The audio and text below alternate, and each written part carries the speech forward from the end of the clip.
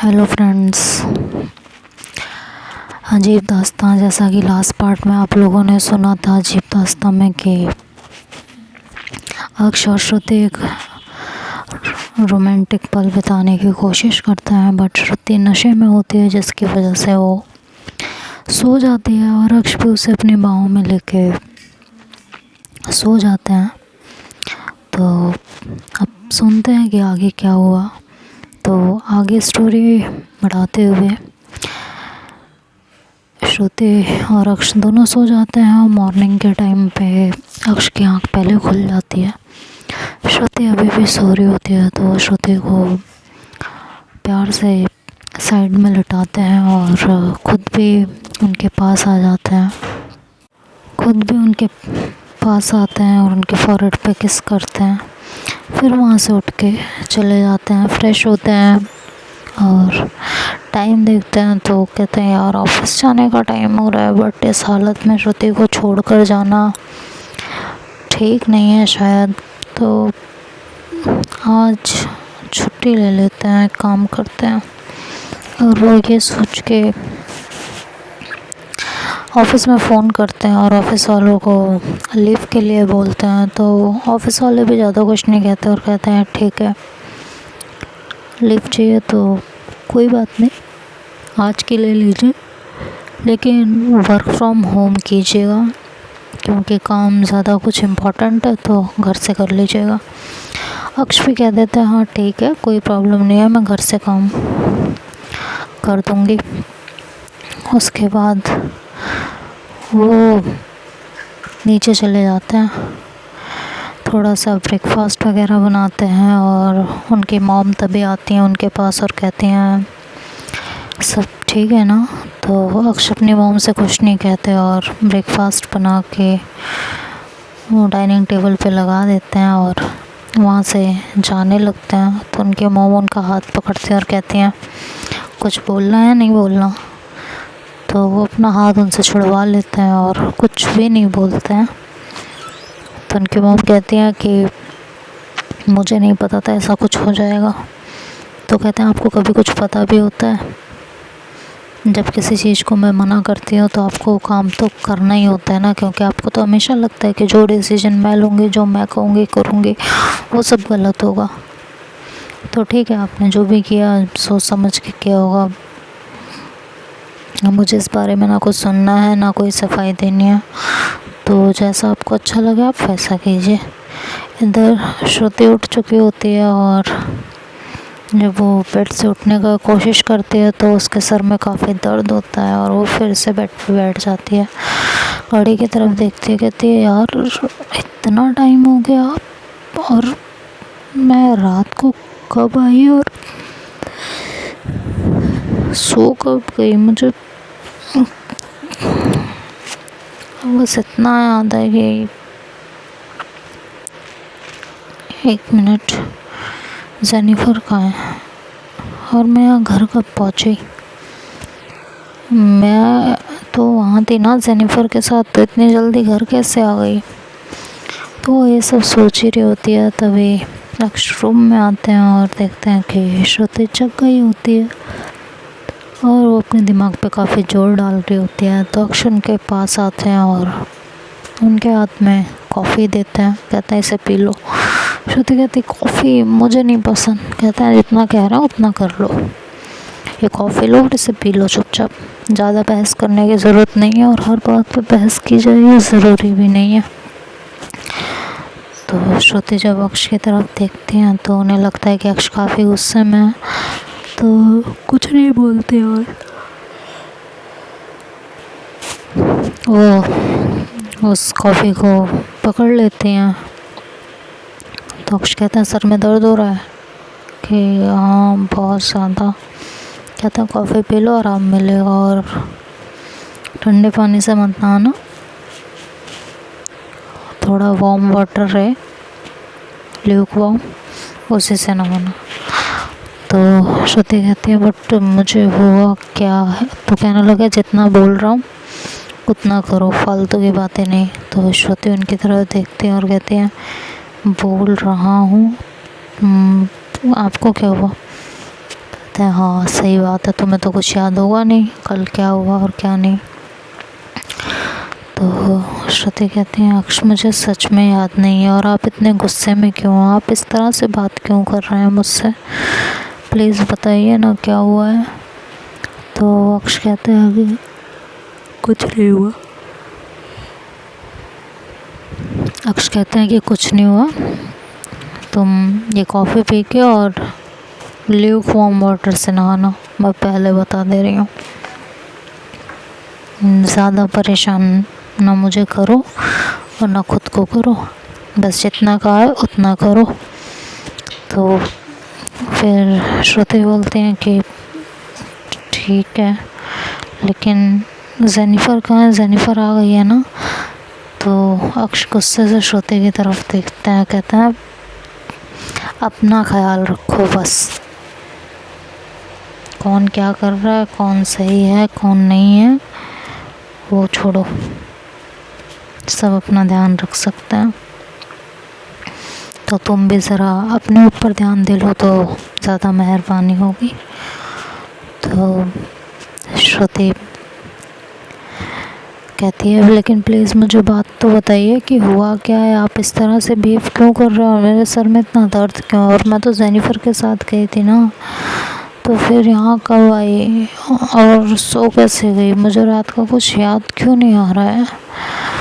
तो अक्ष कहते हैं श्रुति जितना बोला है उतना कर लो बस, हर वक्त बहस करनी ज़रूरी नहीं होती, जाके पहले फ्रेश हो के आओ उसके बाद बात करो।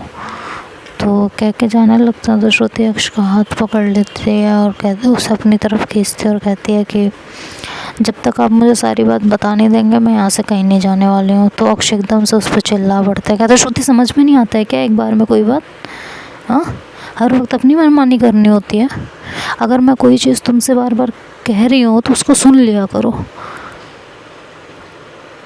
तुम्हारी इज्जत करती हूँ, तुम्हें जो है प्यार करती हूँ, तुम्हारी हर बात मानती हूँ, इट डजंट मीन कि मेरे सर पे चढ़ के बैठोगी। तुम्हारा भी फ़र्ज़ बनता है मेरी बातों को सुनना और उनको मानना, बेवजह मैं तुम्हें किसी चीज़ के लिए नहीं कहूँगी। तो श्रुति उनका हाथ छोड़ देती हैं और वो काफ़ी डर जाती हैं अक्ष से, क्योंकि बहुत टाइम बाद अक्ष ने इस तरीके से चिल्लाया होता है श्रुति के ऊपर, तो वो वाकई उससे डर जाती हैं और वो एकदम से उसका हाथ छोड़ देती हैं, चुपचाप कॉफ़ी पीती हैं और वहाँ से सीधे अपने कपड़े उठाती हैं और वॉशरूम में चली जाती हैं फ्रेश होने के लिए। उसके जाने के बाद अक्ष बेड पे बैठ जाते हैं चुपचाप और कहते हैं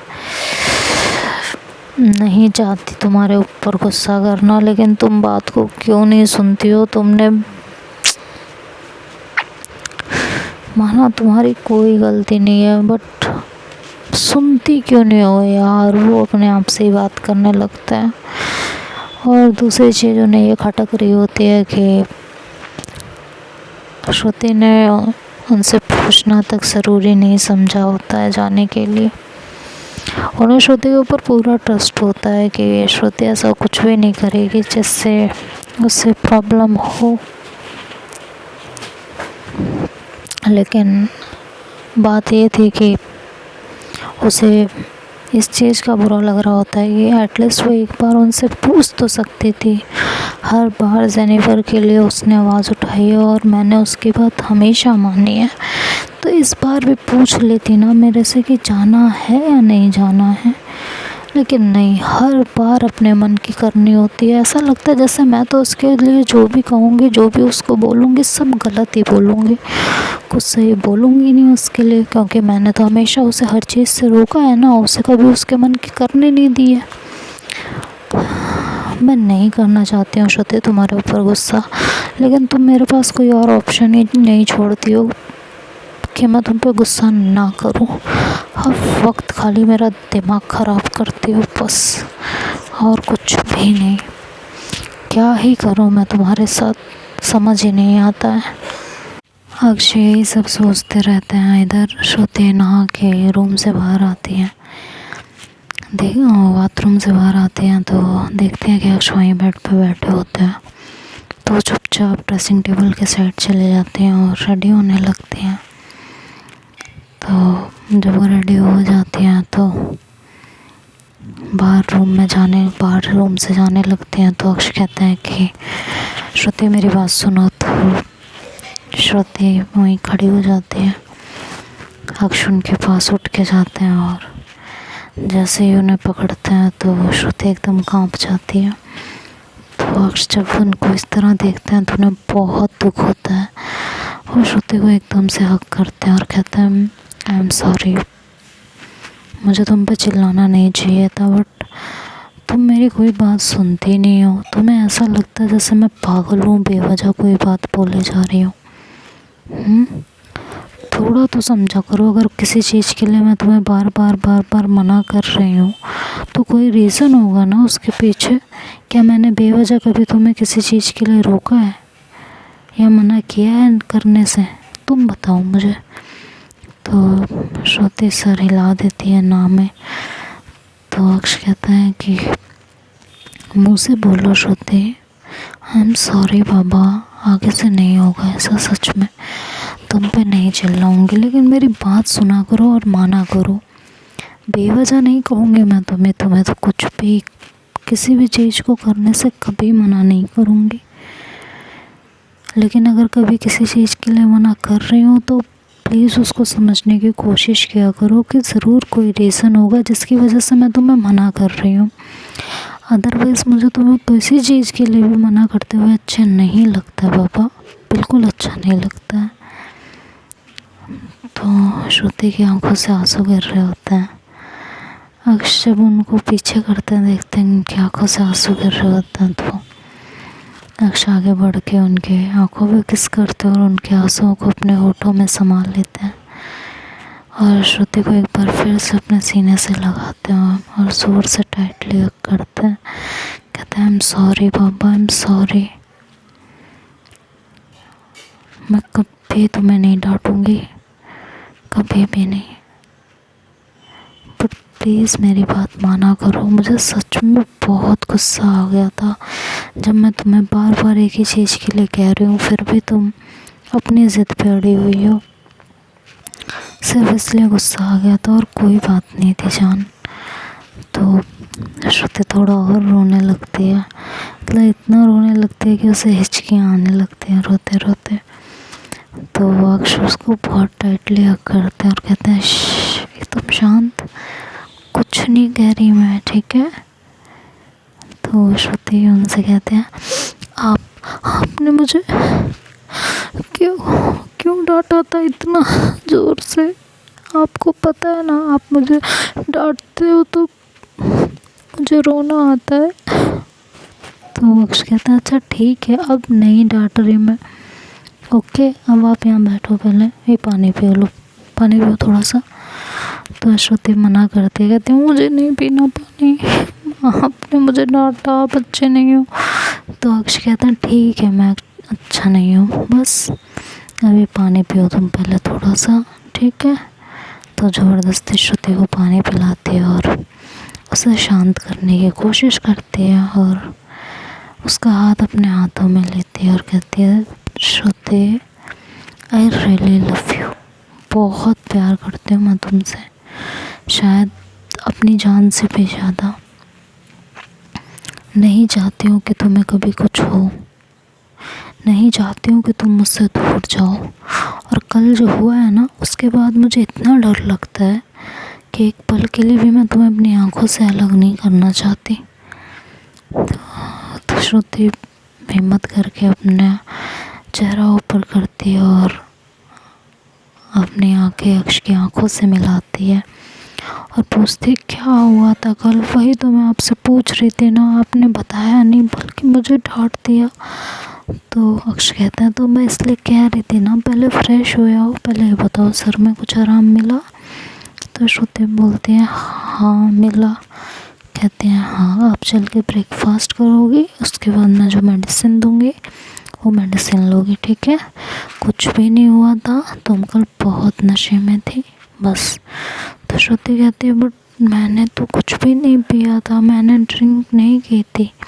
तो श्रुति कहती है, अक्ष कहता है मुझे पता है आपने कुछ नहीं किया था और आप ऐसे काम कभी नहीं करोगे जिससे हम लोगों को हर्ट हो, मुझे ये भी पता। और आपको तो वैसे भी ड्रिंक पसंद नहीं है ना, आप तो खुद मुझे रोकती हो, तो खुद क्यों करोगे, मुझे अच्छे से पता है। तो टेंशन मत लो आप बिल्कुल भी, ठीक है। तो श्रुति कहती है यू ट्रस्ट मी ना। तो अक्ष कहता है पापा हर चीज़ से ज़्यादा, खुद से ज़्यादा तुम पे भरोसा है मुझे कि तुम ऐसे कभी कोई काम नहीं करोगी जिससे मुझे हर्ट हो या मेरी फैमिली को हर्ट हो। और मेरी फैमिली क्या, अब तो वो हमारी फैमिली है ना। तो श्रुति कहते हैं हाँ। कहते हैं तो चलो अब ब्रेकफास्ट करो और उसके बाद मेडिसिन दूंगी, मेडिसिन लो। तो श्रुति कहती है एक्चुअली मेरे को वो एक बात वो तो अक्ष कहता है कि मुझे पता है तुम्हें क्या पूछना है, मैं बस अभी तुमसे इतना कहूँगी कि कल तुम्हारी जो भी कंडीशन थी वो सिर्फ जेनिफर की वजह से थी, सिर्फ इतना कहूँगी। और एक बात तुम्हें बहुत टाइम से बताना चाहती हूँ, नहीं बता पा रही थी, लेकिन अब तुम्हारे लिए जानना ज़रूरी है। तो श्रुति बोलती है कि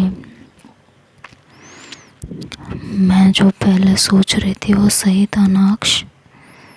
तो अक्ष कहता है क्या, आप यही बताना चाहते हो ना कि जेनिफर आपको प्यार करती है।